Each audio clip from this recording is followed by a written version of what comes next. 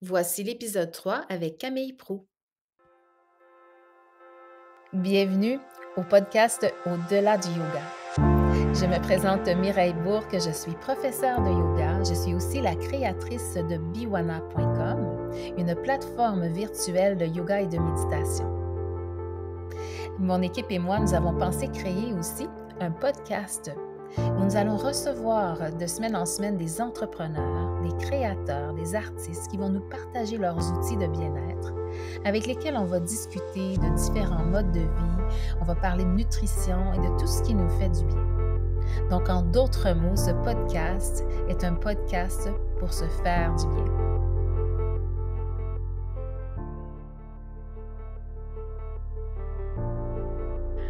Alors, je suis vraiment contente aujourd'hui parce que je reçois mon amie, mon amie Camille Prou. Allô Camille! Allô Mireille, moi aussi je suis contente. Eh oui, Camille et moi, on a eu en fait, j'ai eu le privilège, ou peut-être qu'elle a eu le privilège elle aussi. Partagée Oui, probablement.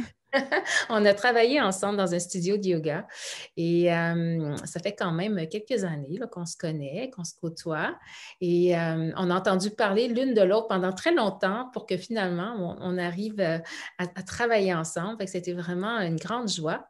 Et là, ben, vu notre ami COVID, on se retrouve chacune chez soi, mais que cela ne nous empêche pas quand même à créer. Et donc, aujourd'hui, ben, dans le podcast, j'avais envie de recevoir Camille parce qu'elle a quelque chose de super intéressant à nous parler. Mais avant d'aller dans le vif du sujet, Camille, j'aurais aimé ça que tu racontes un peu ton parcours en tant que prof de yoga, mais aussi en tant que femme. Ah, super. Mais j'aime ça comme question parce que je réfléchis beaucoup à ça ces temps-ci. On dirait que mon histoire est dure à dessiner dans ma tête, comme c'est difficile qu'elle soit cohérente. Puis je réalise que c'est parce que dans la vie, je suis tout le temps comme portée par ce que j'ai envie de faire là, puis ce qui me passionne là. Fait que, tu sais, il y a quelques mois, pendant la COVID, c'était les casse-têtes. Et on est encore dans la COVID, mais là, je suis plus dans les casse-têtes. Non, mais moi, j'étais... tu sais, au secondaire, j'étais super artistique, mais j'étais aussi super bolée, là, vraiment bonne à l'école. Fait que j'étais comme tiraillée entre les deux, là, entre les séances de s'ouvrir des portes puis l'art. Là. J'aimais vraiment beaucoup l'art, la peinture.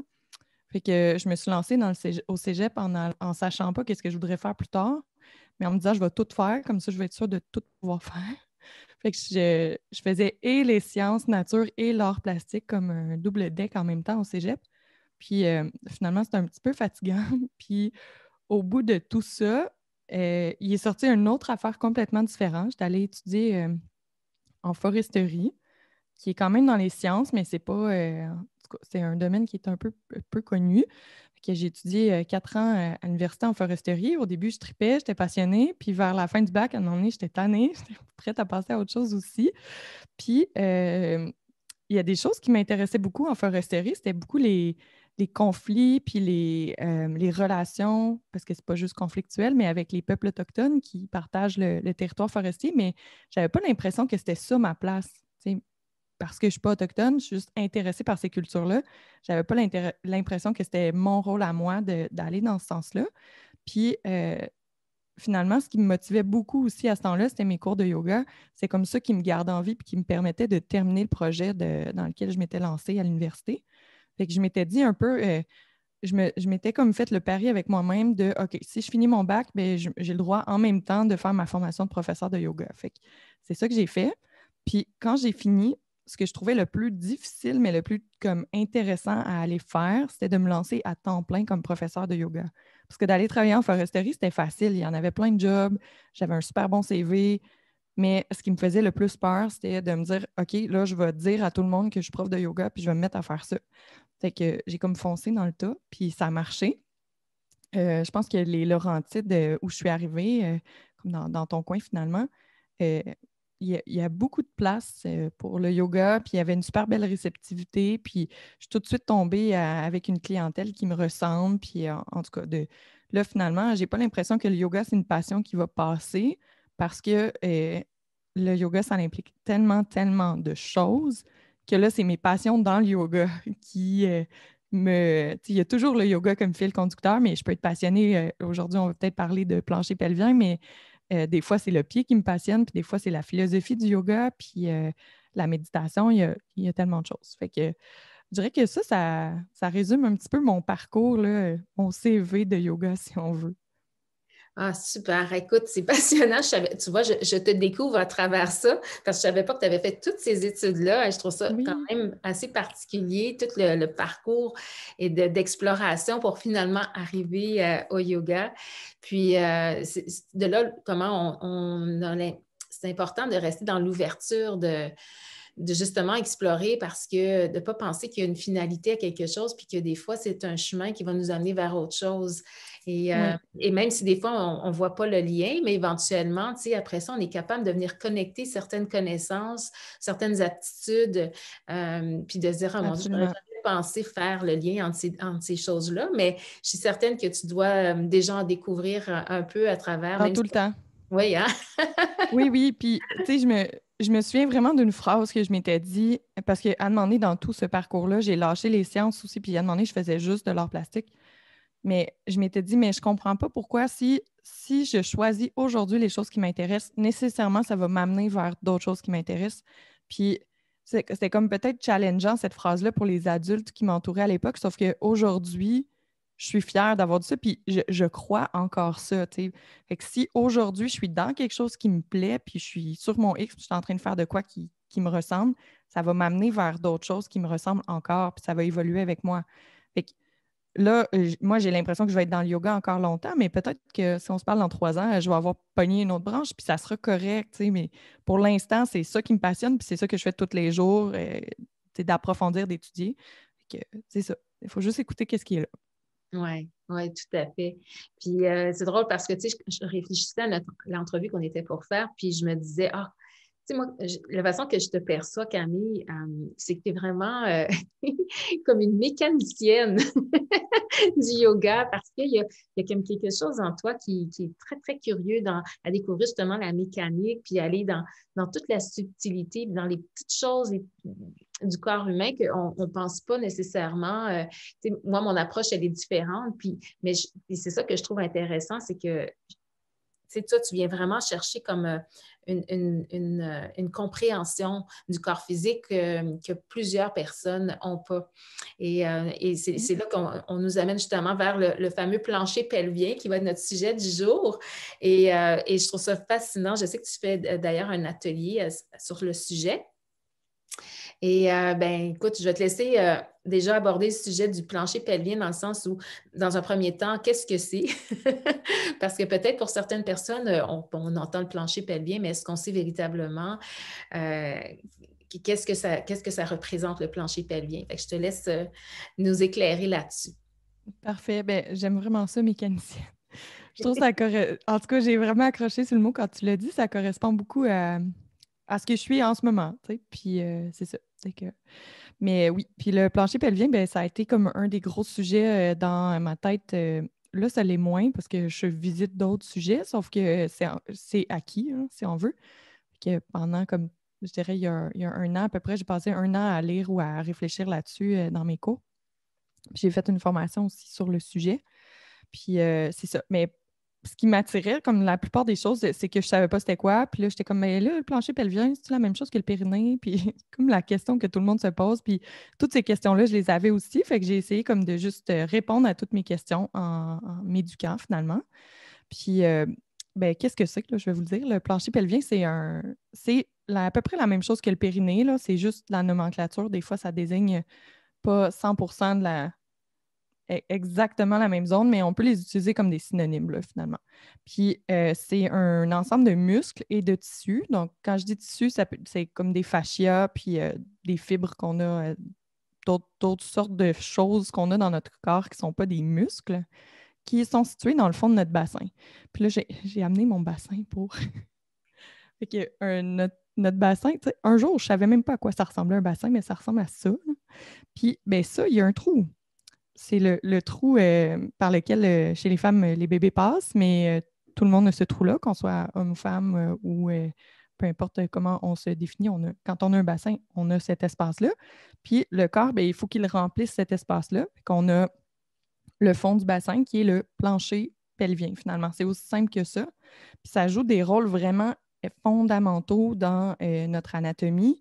Puis, tu sais, notre anatomie au sens très large, que nos fonctions de base, mais je dirais aussi, tu sais, c'est vraiment au centre de nous-mêmes. Fait que même côté émotionnel, moi, je pense que le plancher pelvien, il joue un rôle important dans le sens où il réagit beaucoup à ce qu'on vit. Fait que juste pour qu'on comprenne un petit peu l'importance de ça là, dans les fonctions, mais c'est sûr que les fonctions de reproduction, les fonctions sexuelles ou d'évacuation aussi, les muscles du plancher pelvien nous servent à aller à la selle, aller uriner. Mais plus encore que ça, c'est impliqué dans notre respiration, donc ça a peut-être même un rôle à jouer dans la digestion, puis c'est impliqué dans le soutien, parce que si on, c'est la fondation. On ne peut pas avoir une maison sans plancher. Ça ne sert à rien d'avoir des murs forts si je n'ai pas une base solide. Mais le plancher pelvien, c'est ma base. Fait que ça, c'est ce qui me vient en tête, là, mais il y en a peut-être même d'autres fonctions anatomiques. Puis, quand je parle de fonctions émotionnelles, bien, c'est un lieu où on emmagasine beaucoup de moments, d'émotions intimes, puis même, je ne pourrais pas la retrouver, la recherche, mais j'ai déjà lu ou entendu quelque part que c'est une zone de notre anatomie qui se contracte quand on a peur ou quand on regarde un film puis qu'il y a une scène stressante, bien, on va aller contracter dans cette zone-là, un peu comme quand on contracte les épaules. C'est une des parties de notre corps qui réagit beaucoup à ce qui se passe autour de nous, là. Ben, en fait, je trouve ça intéressant parce que, par exemple, des fois, on va voir ça. Ben, moi, ça m'est même arrivé quand j'étais petite, d'avoir eu une très grande peur puis d'avoir fait pipi dans mes culottes. Fait que quelque part, il y a eu une réaction, hein? Il y a eu comme un. Fait Oui. que je pense que. Puis tu sais, j'étais tout petite, fait que c'est pas parce que j'avais un relâchement à ce niveau-là, là, c'est vraiment. Donc, je pense que ça pourrait quelque part venir confirmer un peu ce que tu dis par rapport aux réactions émotionnelles. Je trouve ça fascinant. Merci de nous dépeindre d'une façon si simple. Tu vois, même moi, j'en apprends, fait que c'est le fun, vraiment. Oui. Alors, fait, comment est-ce que bon, fait que là, on a situé un peu notre plancher pelvien, puis avec son rôle au niveau anatomique, émotionnel. Puis il me semble que tu avais dit un autre point aussi. Bien, je vais donner plus de détails pour savoir c'est où précisément, parce que là, OK. les gens ont peut-être une idée de, tu sais, j'ai montré mon bassin, c'est le fond du bassin, OK, mais concrètement, euh, ce que je trouve super important de réitérer, c'est que c'est pas que les femmes qui ont un plancher pelvien, on en parle beaucoup pour les femmes parce qu'on parle beaucoup de rééducation autour de l'accouchement, mais les hommes aussi en ont un, puis ça va jouer les mêmes fonctions que chez les femmes, excepté l'accouchement finalement, tu sais. Sinon, c'est ça. Fait avec cette idée-là, des fois que c'est juste une affaire de femme, vient aussi l'idée que le plancher pelvien, c'est juste le stop pipi ou c'est juste contracter les muscles du vagin, tout ça, mais c'est encore plus large. Ça implique aussi le sphincter de l'anus. C'est vraiment tous les muscles qui tapissent le fond du bassin. Puis là, je n'ai vraiment aucune idée combien il y en a, mais j'aurais tendance à dire que c'est autour d'une vingtaine, mais c'est comme tous des muscles en paire. Là, fait que il y a même 3 étages de tissus qui sont entremêlés un peu. Puis ce qui est super intéressant de ces étages-là, c'est que justement, c'est la façon dont ils sont faits. Ils agissent un peu comme, des fois, on va dire comme une trampoline, mais encore plus comme un dôme. Fait que ça soutient vers le haut tout ce qu'on a dans notre corps. Fait que ce dôme-là, je pense que ça, je vais en parler plus tard, il est vraiment relié à notre respiration. C'est là le lien intéressant, le rôle intéressant que le plancher pelvien joue avec la respiration.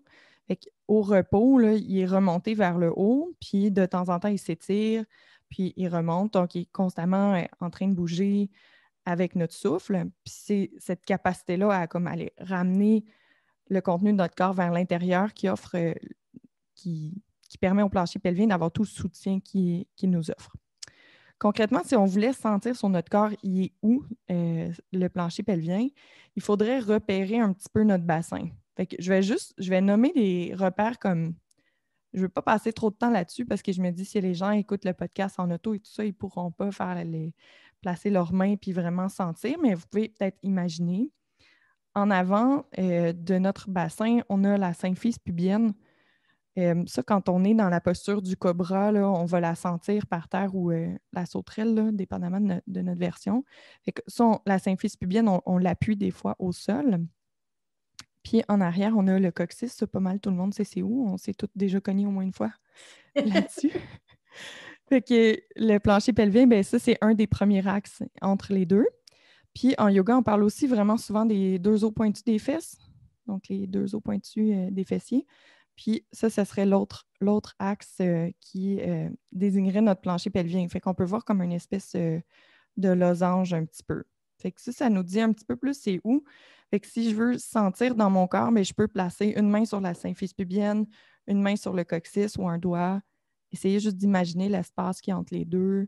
Puis après ça, aller faire la même chose avec les os pointus des fesses, puis sentir l'espace qu'il y a entre les deux aussi.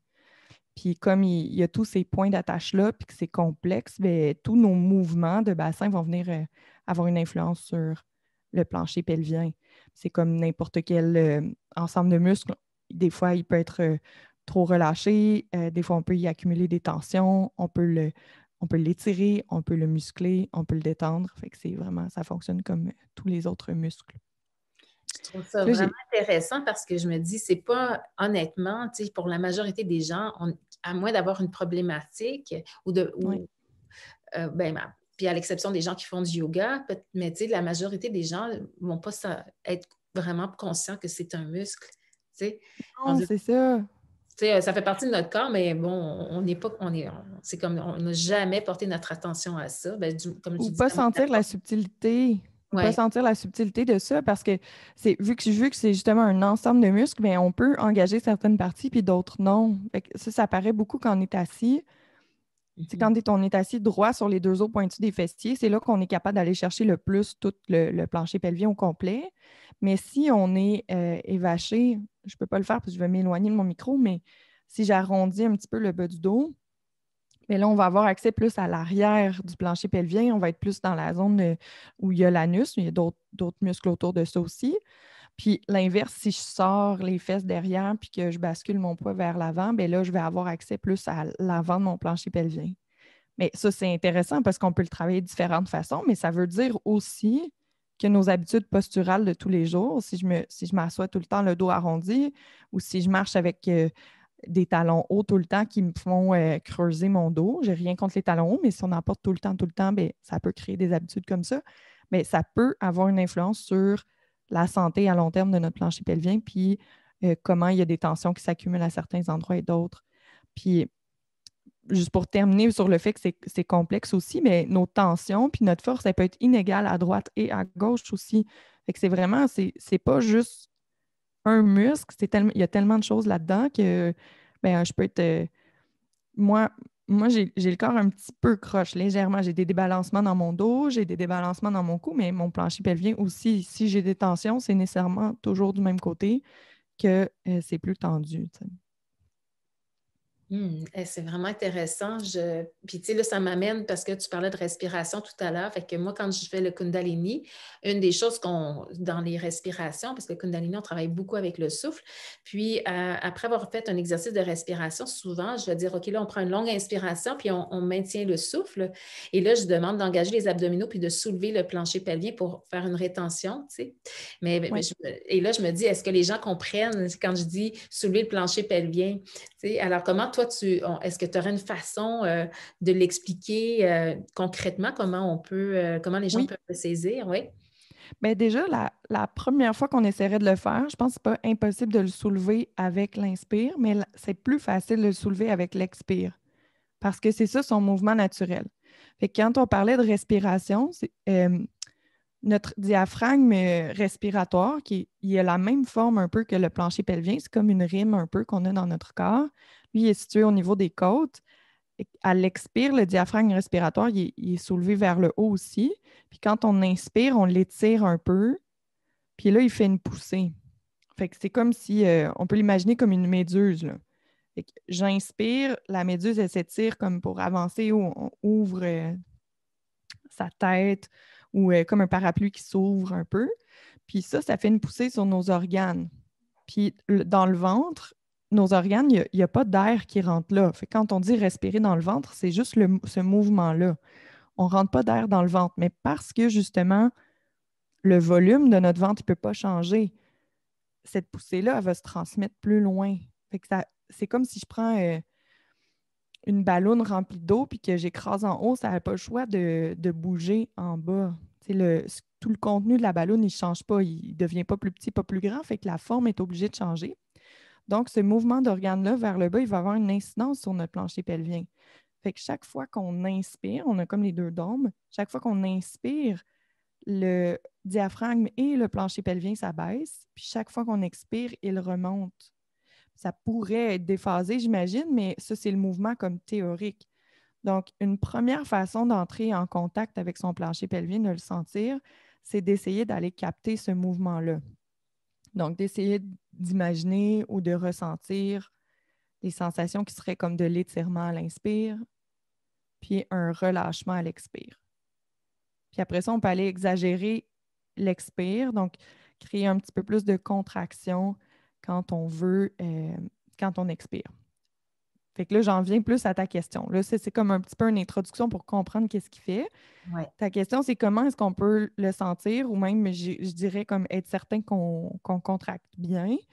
Fait que là, je n'aurais pas la prétention d'être capable de tellement bien expliquer que tout le monde va être capable de faire une bonne contraction parce que je sais que c'est parmi des exercices qui sont le plus souvent mal faits, là, les contractions périnéales. Euh, L'idée là, qu'il faut garder en tête, c'est qu'on ne veut pas pousser. On ne veut pas pousser vers l'extérieur. On veut vraiment ramener vers l'intérieur. Donc, une des premières choses qu'on pourrait faire, c'est penser au point d'attache dont j'ai parlé, le coccyx, la symphyse pubienne, les os pointus des fesses. On veut réduire l'espace entre tous ces points-là. Puis, je prends les mots là, d'une prof qui m'a enseigné. C'est un peu comme la pince qui ramasse les toutous là, dans les jeux. Là. Oui, On oui, veut oui. remonter vers l'intérieur. Fait qu'on ramène les quatre coins, là, puis on remonte vers l'intérieur. Fait qu'on va avoir l'impression d'aspirer vers l'intérieur. Honnêtement, le plus facile pour le ressentir, là, c'est d'aller mettre soit sa main en dessous vraiment comme à l'extérieur du plancher pelvien, là, mais juste en dessous de notre bassin quand on est assis. Ou si on ne veut pas mettre notre propre main, on pourrait prendre une débarbouillette, faire un petit carré avec la débarbouillette ou la rouler, ou même s'asseoir à cheval sur un traversin. Puis là, essayer de contracter puis de sentir qu'à l'expire, notre plancher pelvien s'éloigne de l'objet ou de notre main. Si quand on fait la contraction, on a l'impression que ça vient se déposer, que ça pousse dans notre main, mais là, on est en train de pousser, on n'est pas en train de contracter. Puis ça peut prendre beaucoup de temps à comprendre ou à apprendre à faire. Parce que des fois, là, il y a des gens qui vont avoir fait des Kegels pendant vraiment longtemps, mais ils pensaient qu'ils faisaient des Kegels, mais finalement, ils faisaient juste travailler à pousser, puis peut-être même empirer la situation s'il y avait une situation. Là. Puis si on n'est vraiment pas sûr, tu sais, moi, j'enseignais, puis je me renseignais sur le plancher pelvien, puis je n'étais même pas sûre de bien le faire. Fait que j'ai décidé d'aller voir une physiothérapeute qui est spécialisée en une physio périnéale, je pense que ça s'appelle, pour qu'elle me confirme que la contraction que je faisais, je la faisais correctement. Là. Puis en plus, ben, elle peut nous indiquer aussi à quel point notre contraction elle est forte ou elle n'est pas forte. Ça aussi, ça se mesure. Wow! Ouais, mais mon Dieu, j'en apprends des choses aujourd'hui, Camille. Oui, ouais, ça me fait plaisir. Je suis contente de. C'est un peu dur pour moi de partager des fois ces connaissances en parlant parce que là, j'ai l'impression de. C'est comme ma bouche, c'est le bout d'un entonnoir, là, puis dans ma tête, il y a tellement de choses qui veulent sortir en même temps. Fait que, tu sais, s'il y a des choses pas claires, tu me le dis, là, puis c'est ça, comme je dis un mot, puis je suis là, ah, je pourrais dire ça, je pourrais dire ça. Il y a plein de choses dans ma Ouais. tête. Je te comprends. Ben, effectivement, quand on est prof de yoga, il y a justement la matière est tellement, je dis, c'est infini Oui, au niveau de nos connaissances. Tu sais, on embarque dans ce métier-là, puis on sait qu'après ça, on peut juste aller toujours en avançant dans nos connaissances parce qu'il y a tellement de choses à explorer. Puis plus on avance, plus on a l'impression qu'on n'en sait pas tant que ça finalement. ah C'est oui, ça qui est ah oui, tout le bizarre. temps. Oui, oh oui. Mais Et aujourd'hui, c'est j'ai fou. l'impression d'être en maternelle, tu sais.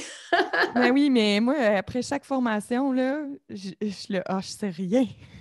Puis je suis là, non, non, là, tu sais, ça fait 4 ans, je pense que j'enseigne à temps plein. Puis je suis là, non, non, là, je sais des choses, là. C'est juste que, c'est ça, là, c'est infiniment grand, là, tout ce qu'on peut apprendre. Ouais. Et, donc, ça, c'est faire une bonne contraction, c'est ça. Donc, c'est si on revient à ton exercice de Kundalini, je pense que je leur apprendrais avant à tes élèves à faire la contraction avec l'expire. Puis après, je trouve ça plus compliqué à l'inspire. Je pense que ça se fait quand même. C'est juste que euh, il faut essayer. Quand on inspire, on met plus de pression sur le plancher pelvien. Fait que c'est probablement plus dur de le faire remonter vers le haut parce que là, tu pousses. Quand tu inspires, tu pousses vers le plancher pelvien. Puis là, ça ne veut pas dire qu'il ne peut pas se contracter. Je pense qu'il peut se contracter. C'est juste qu'il y a une résistance, d'après moi. Mm. Puis ça, c'est un concept aussi qui est vraiment important quand on fait des abdominaux ou quand on engage le plancher pelvien. Une image que j'aime beaucoup utiliser, c'est celle du tube de pâte à dents. Notre plancher pelvien, c'est comme le bouchon du tube de pâte à dents. Si le bouchon n'est pas fermé puis j'appuie sur le tube ou que je fais un exercice d'abdominaux ou que j'inspire à plein poumon, bien là, ça va sortir. Il faut mettre le bouchon si on ne veut pas que ça sorte. Puis là, quand je dis ça va sortir, ça ne veut pas dire que tout le monde va avoir une fuite urinaire, là, mais c'est juste qu'on met un stress sur cette partie-là de notre anatomie, qu'on ne veut pas. On veut, oui, un plancher pelvien souple, mais on ne veut pas trop l'étirer non plus, là. Fait que quand on fait des abdominaux, ben on en demande plus aux parois de notre tube de pâte à dents, là, le ventre, le dos aussi, des fois dans les exercices. Mais on veut penser à fermer le bouchon du tube avant de faire les exercices, avant de mettre de la pression. Ah, j'aime vraiment l'image. Écoute, il va falloir que moi-même, que je pratique, essayer de voir comment je le travaille parce que là, je me rends compte, je me dis, je pense que je faisais peut-être pas les choses correctement. Oui, mais sinon, des fois, le plus simple, je ne veux pas trop donner cet exemple-là parce que c'est pas tout le monde qui a un vagin, c'est pas tout le monde qui est à l'aise d'explorer cette zone-là non plus, mais juste en mettant les doigts dans le vagin, on peut remarquer si on serre autour des doigts et on fait une contraction. Si tu as l'impression que tu expulses les doigts, bien là, à ce moment-là, ça serait une poussée plus. Fait que ça peut être une façon de travailler, c'est juste que j'essaie de ne pas m'attarder seulement qu'à cet exemple-là parce que j'arrête pas de dire que les hommes aussi ont un plancher pelvien ou même c'est ça. C'est pas parce que tu n'as pas de vagin ou que tu veux pas mettre tes doigts là que le plancher pelvien, on peut pas le travailler, là. Ouais. Fait que Mm. si tu avais un exercice, admettons, un incontournable à faire ou quelque chose par rapport, je parle d'exercice, mais où ça peut être juste aussi au niveau de la posture, parce qu'on a parlé comment la posture, justement, ça pouvait Ouais. influencer la santé du plancher pelvien, mais non seulement la santé du plancher pelvien, mais aussi tous les organes qui se retrouvent, parce que quand on est assis, admettons, comme tu disais tantôt, évaché, donc avec Ouais. le dos rond et tout ça. Donc là, il y a une pression à nos organes, surtout pour les femmes, hein, je pense que c'est pire parce Ouais. qu'on a les organes qui viennent appuyer sur, par exemple, sur les reins, des choses comme ça. Fait que, qu'est-ce que tu donnerais, mettons, comme conseil? Ben, justement, d'essayer d'avoir le bassin neutre, ça, c'est un concept que j'aime beaucoup à moins d'avoir besoin de faire un mouvement avec le bassin, de le renverser vers l'avant ou vers l'arrière. On fait tout le temps ça en yoga. Dans les flexions avant, on renverse le bassin vers l'avant. Quand on. Là, je ne veux pas me tromper, mais en tout cas, bon, c'est ça. On joue avec le bassin, mais quand on est debout, on voudrait essayer d'avoir le bassin neutre. Puis ça, je pense que ça peut être juste une bonne façon d'aller trouver aussi un équilibre au niveau de nos organes dans la posture de tous les jours. Puis, fait que debout, puis quand on est assis. Puis pour trouver le bassin neutre, bien là, on peut. Là, je sais que ce n'est pas tout le monde qui va regarder la vidéo nécessairement, mais on peut trouver nos crêtes iliaques, là. Peut-être que je dois l'expliquer dans un article de blog qu'on pourrait peut-être mettre en lien là, dans le podcast, mais dans le fond, on veut aligner nos os pointus des hanches là, qui sont en avant. On veut aligner ça avec notre symphyse pubienne. Fait qu'on peut juste vérifier là, si ou on peut le sentir, là, juste travailler à basculer vers l'avant, basculer vers l'arrière, essayer de trouver le milieu, puis s'observer un peu, voir si on a l'habitude d'aller vers l'avant, vers l'arrière.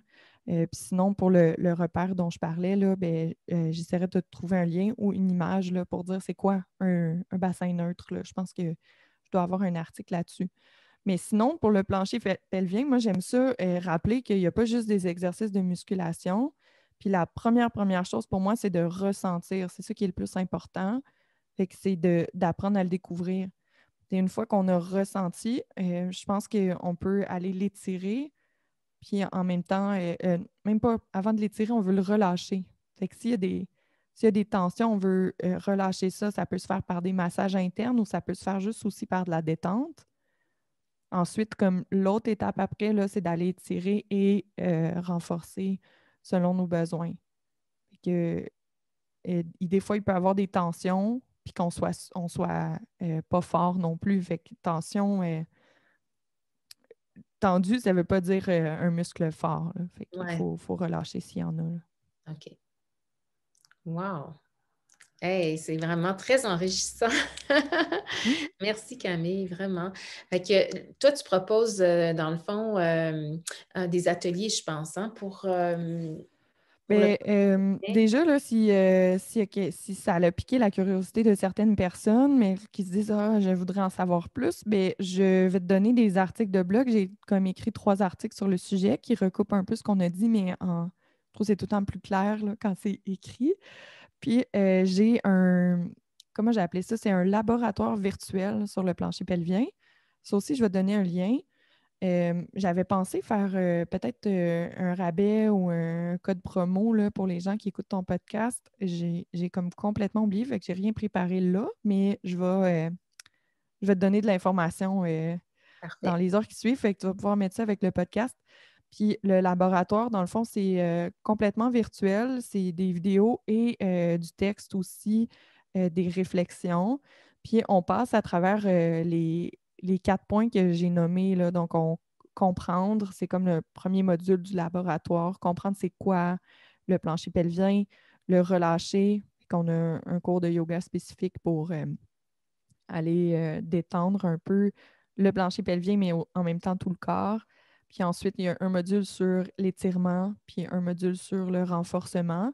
Fait que dans ce laboratoire-là, j'en donne des exercices concrets, puis des postures de yoga aussi dans lesquelles on peut. C'est pas une posture de yoga pour le plancher pelvien, mais c'est comment on peut amener le plancher pelvien, le conscientiser dans la posture. Super. Puis ça s'adresse à tout le monde, dans le fond, autant les hommes que les femmes, Oui, j'imagine. c'est sûr que, tu sais, quand je développe des produits, j'ai tout le temps en tête une clientèle cible. Fait que ce produit-là, j'avais en tête un peu ma clientèle qui est, je dirais, comme des femmes, je dis 65 ans, là, mais j'en ai des plus jeunes, j'en ai des plus vieilles, là. Puis j'ai des hommes aussi, mais bon, fait que j'avais en tête cette clientèle-là, mais ça concerne beaucoup aussi la périnatalité, puis les hommes aussi peuvent se sentir rejoints par ça. Oui, Pour les hommes, ben, le plancher pelvien, ça va toucher les fonctions érectiles, ça va toucher aussi la prostate. Je pense que ben, en vieillissant, les hommes, c'est normal que la prostate, elle augmente en volume, mais je sais que des exercices de plancher pelvien, ça peut être une chose qui peut aider dans ce cas-là. C'est un peu comme tout, là, c'est pas la solution qui guérit ou qui règle tous les problèmes, mais ça l'aide la situation. Fait qu'il y a des bienfaits aussi de ce côté-là.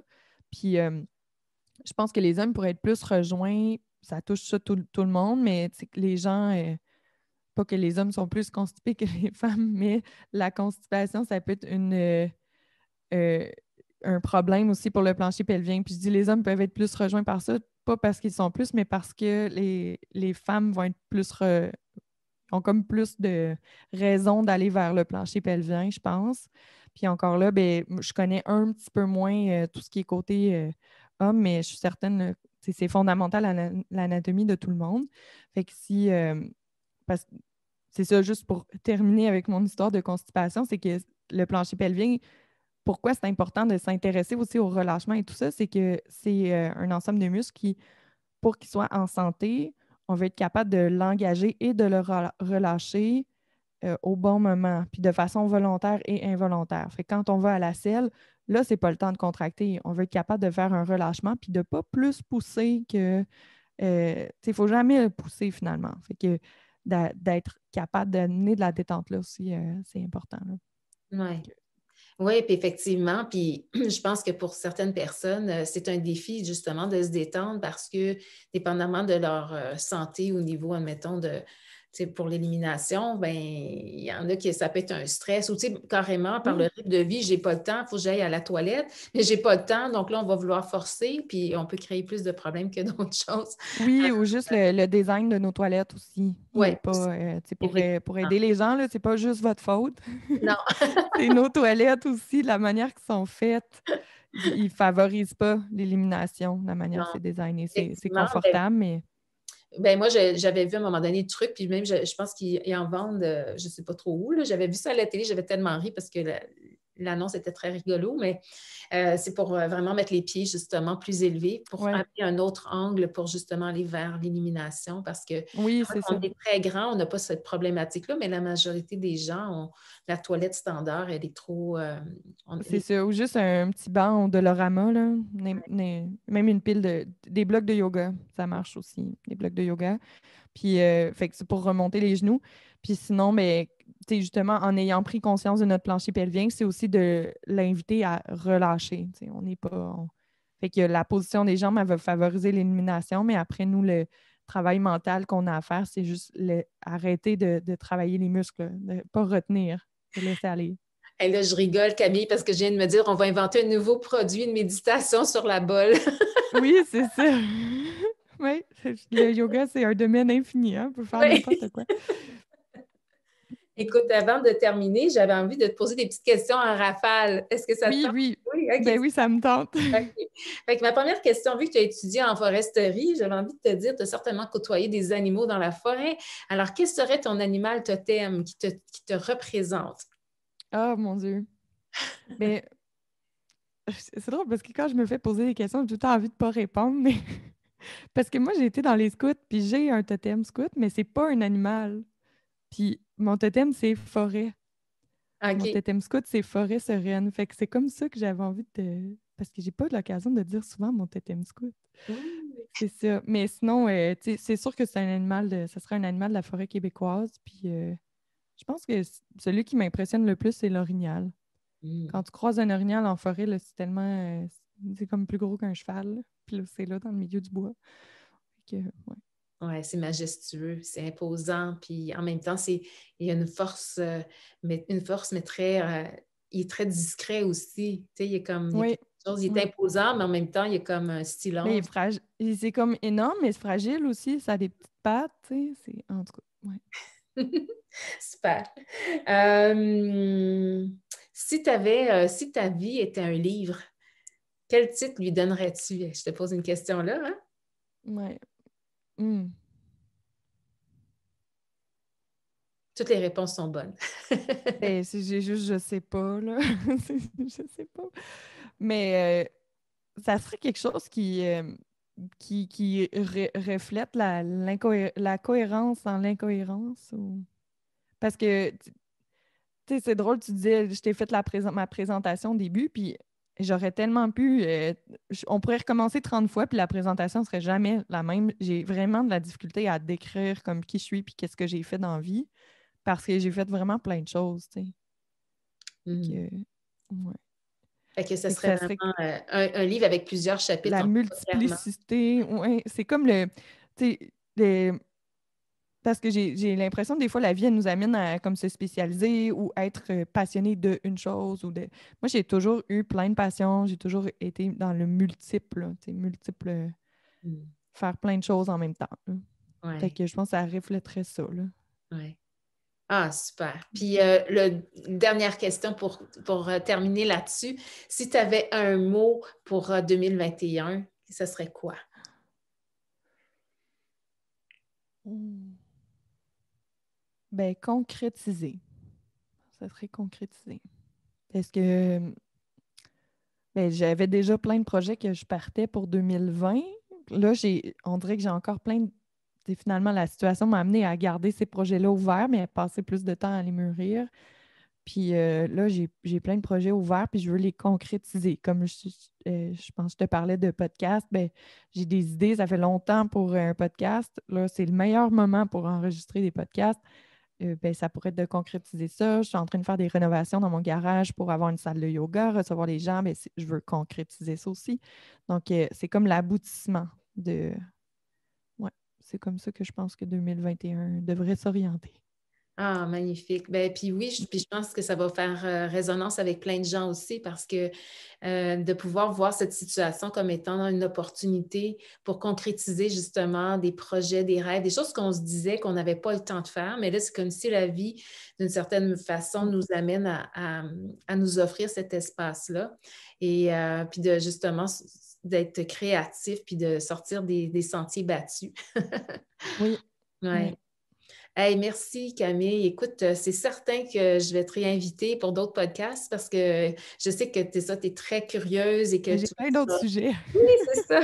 Alors, je suis certaine que les gens vont avoir envie que tu reviennes, c'est certain. Donc, un gros merci pour ta générosité de partage de savoir qui était vraiment passionnant, puis tellement bien aussi, j'aime pas le mot vulgariser, mais bien imagé, voilà. Non, bien, tant mieux, tant mieux. Ouais, Je suis ouais. contente. Alors, merci à tout le monde de nous avoir écoutés aujourd'hui. Et puis, si vous voulez en savoir plus sur Camille, toutes les coordonnées vont être indiquées au-dessous du podcast dans les explications. Alors, merci Camille, puis à bientôt. Merci.